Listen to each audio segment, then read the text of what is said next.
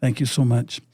Podcasters, Tony Pellegrini here with our Elevating the Classroom, a Legacy in Teacher Preparation at SUU. This is a podcast series dedicated to celebrating and exploring the century-long tradition of teacher preparation at Southern Utah University. This series will highlight the vital relationship between pre-service teachers and experienced master-mentor teachers in our K-12 schools. By sharing stories and insights from both sides of this partnership, this podcast aims to underscore the impact of this collaboration on teaching and learning in Utah and beyond. This is episode number 11, The Voices of Alumni, Success Stories from Our SUU Graduates.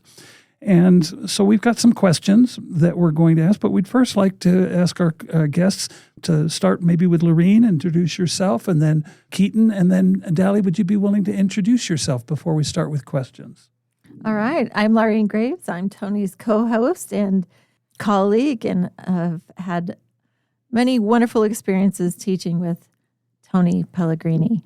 And I have also had the privilege and pleasure of having our guests all in a classroom and also in helping them through their student teaching. And now they're out as professionals. And so we're so excited to have them here with us today. Keaton, would you be willing to go next? Tell us a little about yourself. Yeah, so I'm Keaton Turner. I went to SUU. I graduated last fall, and I'm now a high school teacher at Syracuse High in northern Utah. And Dallee, last the best of all the gang. I'm Dallee Peterson. I graduated in the fall of 2024. I don't know. But I am currently a second grade teacher at George Washington Academy in St. George. Fantastic. So exciting. All right. So let's get started with a couple of questions. Let's go all the way back and maybe Keaton, if you want to go first, what first inspired you to become a teacher? And how did your experience at SUU help you turn that inspiration into a career? I think it all kind of started when I was younger. My sister and I, we would just play imaginary classroom, and that was always really fun. And then as I just kind of went through more school, I was actually a math tutor in elementary and then junior high and high school. And I actually didn't think I was going to become a teacher just because my family was pretty poor. And so I thought I wasn't going to be able to afford college. So the nice thing about SUU is I was able to get a full ride. And there was just so many options for help. And so I probably wouldn't have been able to make it without that scholarship and just a lot of programs from on campus. Well, that's excellent. I have memories of that pretend classroom as well when I was a little girl. So I share that. What about you, Dallee? Very similar experience. I used to set up all my stuffed animals and we would have a whole routine. How's the weather outside? We'd go through the alphabet, all the things. And I really kind of deviated from that path as I got older. I had a lot of ambitions and I loved to talk about different things. And when I got to college, I was actually an accounting major, and I took one economics class, and I said, never again. This is not my jam. Oh. I'm too floofy for this. I love to do all the fun things. Oh, and thank goodness you didn't like accounting. Literally saved my life taking that class. But I decided that was not for me, and I took one education class, and I fell in love with it all over again, and here I am. I love being with kids all day. They are the joy of my life. That is fantastic. I love that. Well, it hasn't been that long ago, but what was it like stepping into your first classroom as a full-time teacher? And were there any surprises or lessons that you learned right away? Go ahead, Dallee. My situation was very interesting because the position I interviewed for was not the position I ended up getting. And I didn't think I would get hired on this school year. And my principal here, he was like, I'll keep you in my back pocket for when we have an opening. I was like, great. I was really optimistic. And then in about February, I got a call that a teacher had left mid-February and they were needing someone for the next school year. So he kind of wanted me to come in and watch and see how the transition was going with the full-time sub and kind of just help and get to know the kids. And I subbed more than I helped. And it was like, I just got thrown in the deep end. I was like, okay, we can do this. Content, structure, routine, we're hitting it hard. Here we go. It was really, at the same time, like it was a lot, but it wasn't, because I had been taught so well in the block and I'd already been so fully immersed, which is something so unique that SUU offers, that I was like, oh, I totally got this. Like, I'm going to be fine. So when this year came around, where I'd already been in the school and I'd already seen the kids, I was like, this is awesome. Like, I know how to do this, and there's going to be challenges, but I'm equipped and it's going to be great. You are equipped. And I got to be your supervisor going through student teaching. And so I was able to see, I was blown away how just amazing you were from the first observation on. You have a lot of, both you and Keaton have a lot of natural and teacher instinct that we can't teach, right? That you just have a lot of things that you brought that are such an asset for your students, I'm sure. Thank you. You are so kind. Keaton, what about you? It was good. I got hired on. We had a teacher retire. And so after a little convincing my coworkers to take on his classes because they were like CE, I was able to scrap a job together. And so on my first day, it was like a teacher prep day before the semester started. And so I go to my new classroom, and it's outside in the portable, and it's winter. And I open the door, and when I look in, there's just like a ping pong table and like a million desks everywhere. And it's like kind of a mess. And so I just remember the first day just like cleaning out probably decades of just random stuff from places. Oh my goodness. But it was just it was so fun because other people in my department were like, oh, he probably needs help cleaning out after so-and-so. And so they just like all kind of came and helped me. And like one was like, here's your lesson tomorrow. You're welcome. And so it was just really cool there. But I think the greatest like lesson I learned my first semester was just never assume like anything about students, just because I didn't realize like how much students actually went through. We have a high like homelessness population at our school. And then like I had a kid going through chemo, and one was watching her dad pass away slowly, and just all this stuff. And so just like assume the best out of everyone, because there's probably something like you can't even imagine going on at home. And so that was probably my best like lesson that I learned right away. That's awesome. That is wonderful. I have to just respond to a couple of things that I heard from each of you. Dallee, I was so impressed with, and want our listeners to be able to understand as well too, so impressed with, and I'm stealing this from Laureen, I'm being upfront with my guiltiness here, it's all about relationships. You were able to get in there, you were able to make relationships because people had that relationship with you. They could say, hey, we can see Dallee doing this. We can see that happening. The other thing I really loved that you shared, Dallee, that I've done my whole career is when I look for a position, I scrub up my resume and clean it off and get it all hunted up, and I'll go out and I'll say, you know, I don't need to be one of the 3 people that you interview, but put me in the back. And when you really need something, you're desperate, think about Tony Pellegrini. He said he would come in and he would do this for us. Let's give him a chance. And so, I really loved seeing that in you, and that made that, you were able to make those work. And Keaton, I was so appreciative of your, let's clean this up. I've got 30 chairs and a ping pong table. What can I do for tomorrow? You can make anything work. And that attitude of peers helping you out and supporting and engaging and providing you the first lesson, put that in your back pocket. You save that and put that on the wall. That's like your first dollar bill that you ever earned. You put that dollar bill up on the wall, and they'll appreciate that respect and that information that you're able to share with them. So I just had to comment on those. I think you're doing great jobs. Give me just 1 second. I just have to pull up my phone here.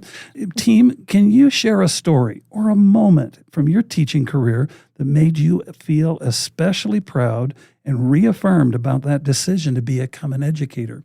I'm thinking, Dallee, did you have a naughty unicorn that just would not stay in line when you taught those animals 100 years ago, and now where you are, you thought, oh, there's my naughty unicorn right there. I know what to do with him.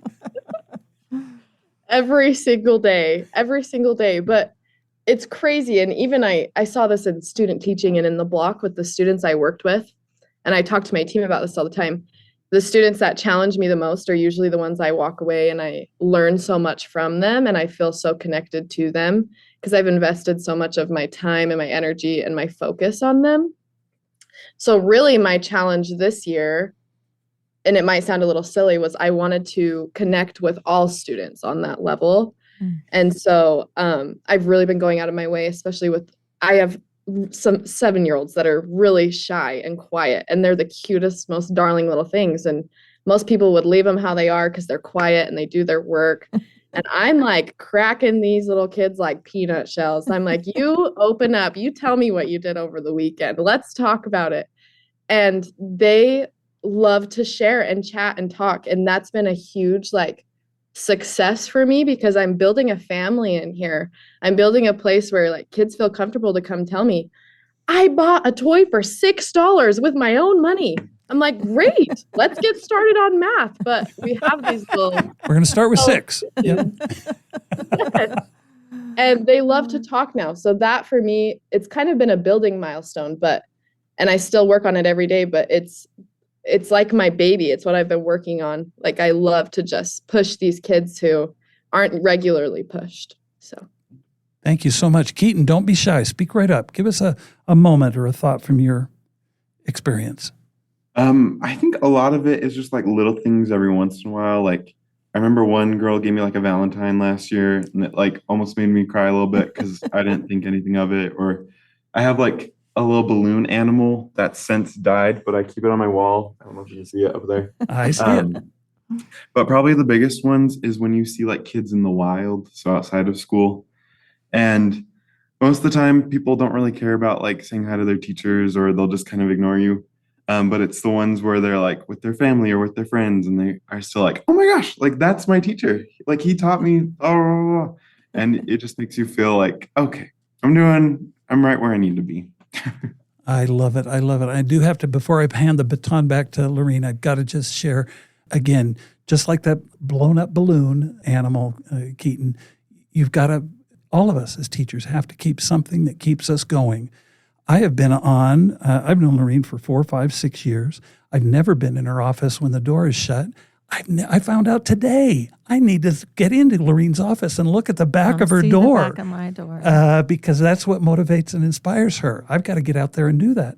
And so, yes, you've got it on the wall. That is beautiful. That is perfect, and something absolutely that you need to do. And Dallee, you really made me think, over my career, the only students that really I was concerned about were those that didn't speak up.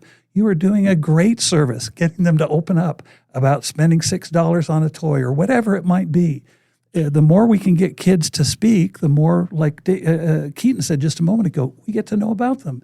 We get to know, hey, their grandpa's really struggling, or we're going through this difficulty, whatever it may be. So thank you both for your great efforts. I love that. And Keaton, you probably heard me say that, I don't know how many times, hundreds, that, the foundation of good learning and good teaching is relationship and building those relationships. And those are both things that I can tell you're both doing.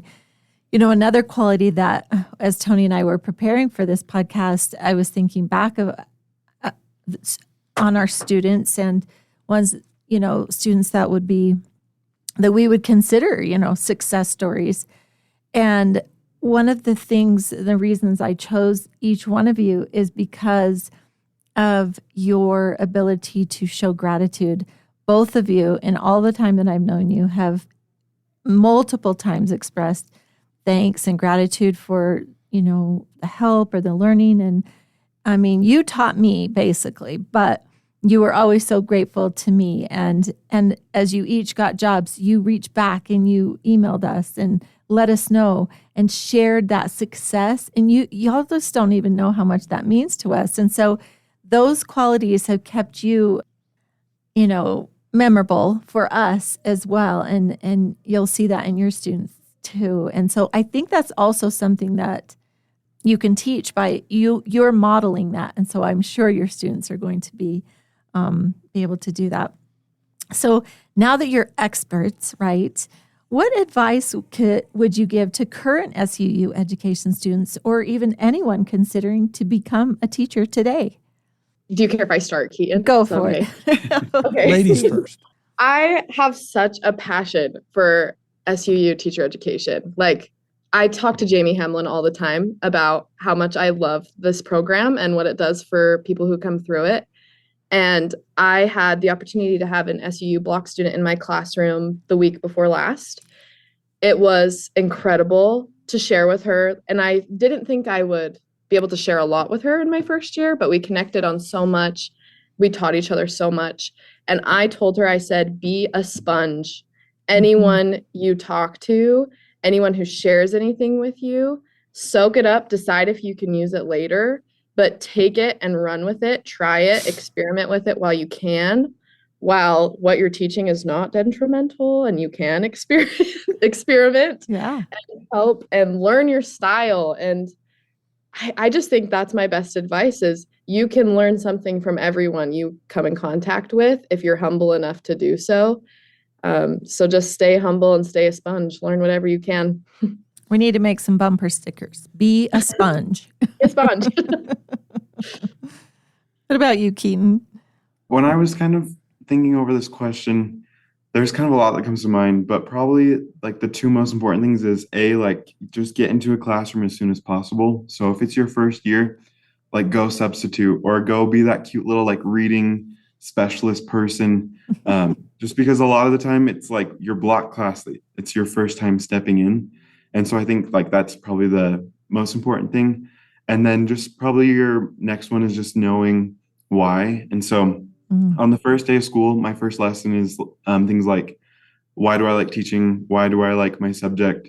And why do I like teenagers who are always seen as like these lazy people when they're really not? And so I think you just need to kind of not always know what your why is, but just always be thinking about that for when you're trying to figure out if this is the career you want to go into or if you step into it and just to kind of stay into it. But that's kind of great advice. I love that. And I teach our students that too, is to really, really think about why did you choose to be a teacher? Because there will be some hard days. And when you can have that foundation of, you know what, I'm not going to get shaken when there's a tough, behavior or a tough parent or a tough, just whole class, the chemistry of this class is completely explosive. You're going to stay steady and find the joy in teaching when you have established your why. So I think that's great advice, Keaton. Thank you. Even in those difficult moments that we have, even in those difficult moments, we can still learn. Like you said, Dallee, we can say, hey, what can I learn from this? And we can learn from difficult moments as well as we can learn from the joyous moments, peeking behind Laureen's door to see all the cool things that she's done. Well, let me wrap up with one last question. Dallee and Keaton, when you think about SU's legacy of teacher preparation, Laureen, Jamie, Tony, we're all a part of that. Now, welcome. We'd like to shake your hand and say, welcome. You're a part of that legacy now as well. How do you see yourself contributing to that ongoing story for hopefully the next 100 years? I personally have some pretty big goals. I would love, love, love to come back to SUU one day and have some part in the actual story. Jamie Hamlin and I joke all the time. She came down here. She's like, think about getting your master's. Think about doing it. And I was like, Jamie, it's right there, top of my list. So I would love the opportunity to come back and just inspire educators. This is such an amazing field to work in. And I love when people realize that. I talk with a lot of people outside of education, a lot of friends and a lot of family. And I love to just bring them into the reality of what we're doing. And that always leads back to SUU and what it's taught me and this perspective I have from what I learned there. So it's always going to be part of my story, and I hope to always be a part of it. So thank you. That's awesome. Keaton. One thing that's kind of fun is my mom went to SUU and she also became a teacher. So kind of a legacy there. Yes. But I always like the idea of like as a teacher, I want to go get maybe more endorsements or I maybe want to get my master's. And there's tons of stuff that you can do at SUU because it's online. But I also just feel like it's so easy to recommend SUU to like all my kids that are like should I go into teaching? And I'm like, yeah, go for it. I just feel like I was prepared very well. I bump into like other first year teachers or student teachers who aren't from SUU, and I just go, holy crap, I'm so glad that I went to SUU because I don't feel like I struggle with any of that. And so definitely recommend it. 10 out of 10. Keaton, tell them a little bit of some of the things, you thought you were going to teach social studies, but what are other things that you found yourself doing there at Syracuse High School?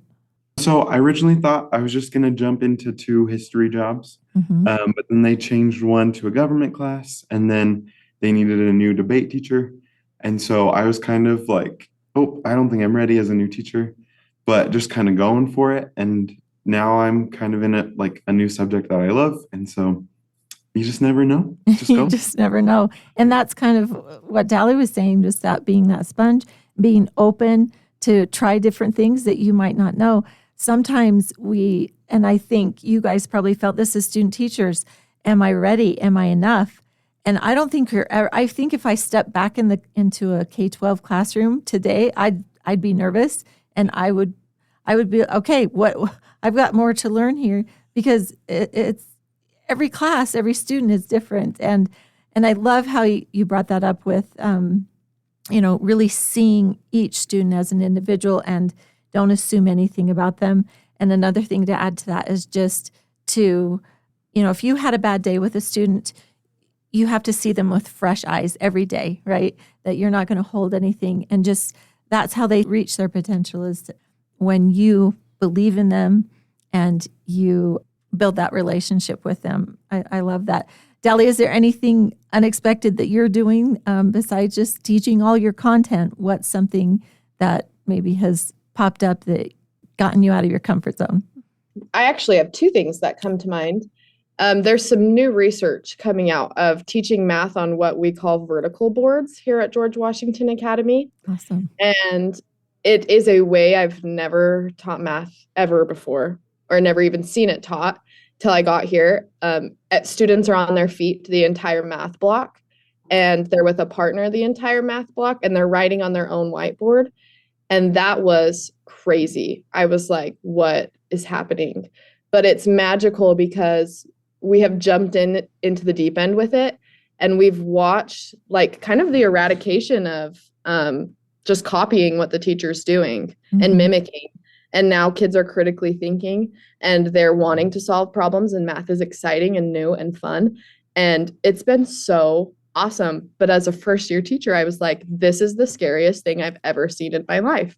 I do not want to do this. Yeah. Give me a book, give me an Elmo, and I can go to work. But I have really just had to put like my pride to the side and be like, this is something I've never done and I'm not going to be good at it, but I'm going to try. And it's been really cool to see my students and I bond through it, because they see me fail 24/7. Like, we just know like Mrs. Peterson has some days where it's like, okay, we're trying again from the start.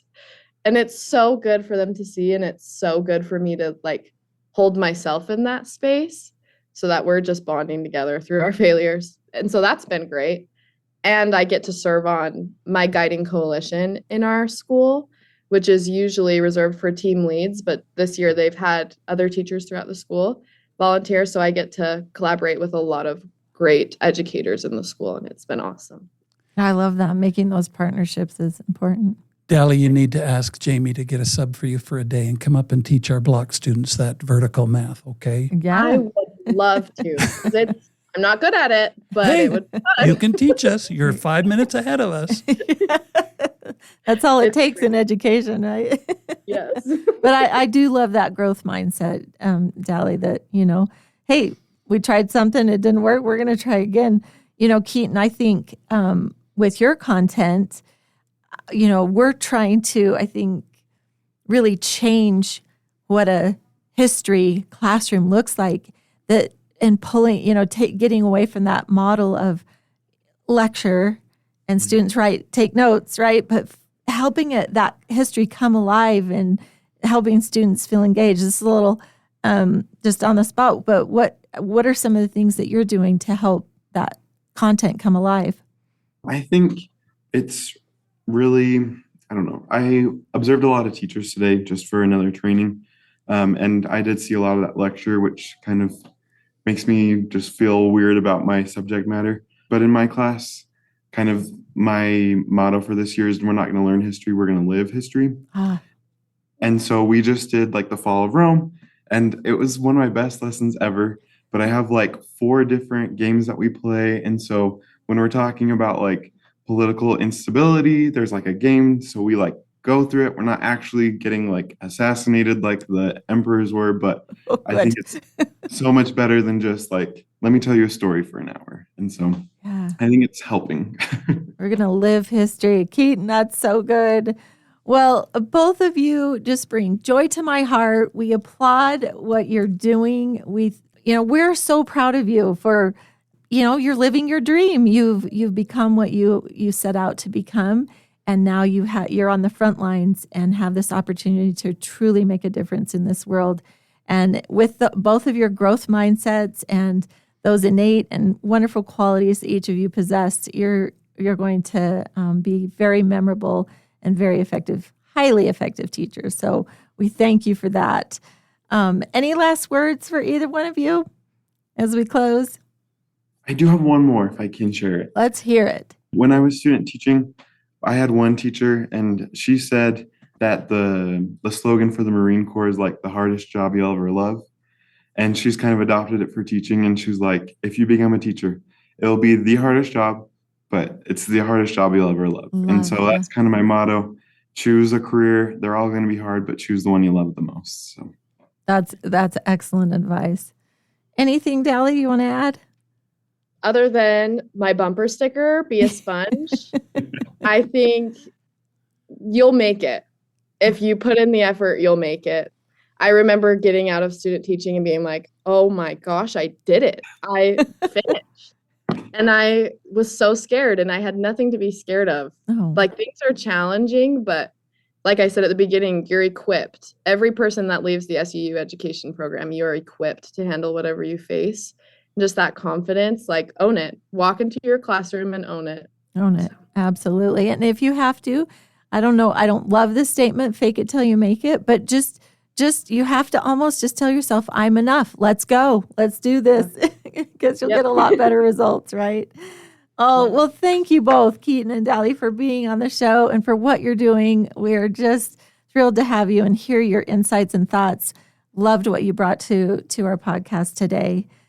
So a legacy of teacher preparation at SUU not only honors the longstanding tradition of excellence at SUU, but we also want to shed light on the powerful connections that shape the future of education. Through engaging content and these compelling stories like we heard today, we hope that this podcast can provide valuable insights into the transformative journey of pre-service teachers, their mentors, and our alumni, celebrating their shared commitment to fostering educational excellence. So thank you for adding to this today. We appreciate Thank you for the opportunity. It's been so great to just reconnect and talk about it. It's such a fun environment to be in. You guys are amazing. Thanks for having us. Thank you. Thank you.